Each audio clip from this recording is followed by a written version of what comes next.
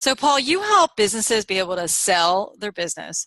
And if they're thinking about exit planning, whether it's they want to sell now or the next 5 or 10 years, tell us what are the key factors that they should be focusing on to help increase the value of the business?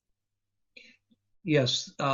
First and foremost is the idea of owner independence, the business being able to operate without the owner being involved in all decisions and all uh, client relationships, all hiring decisions, etc.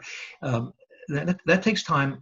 Business owners have difficulty doing that at times, and we're giving up that control factor, but it's important. Secondly, I would suggest that looking to increase the recurring revenue portion of the overall revenue of the business. The more that you can depend on the revenue next month, next year, the higher the value of the business because it's just more stable. And then I guess thirdly is, and it's related, is having a diversified customer base so that you're not dependent on one or two primary customers that have been around a long time and have been very loyal, but you need to make sure that they're loyal not just to you, but there's more of them, and they're more loyal to the business and the other employees and the product line itself than just your relationship. So, out of those three, which one would you say is the most overlooked?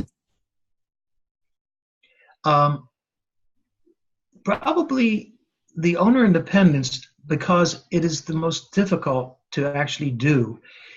And it's just human nature. If you build a business and you're an entrepreneur and you know what you're doing and this is your baby and you spend so much of your sweat and blood, it's hard to relinquish that to others.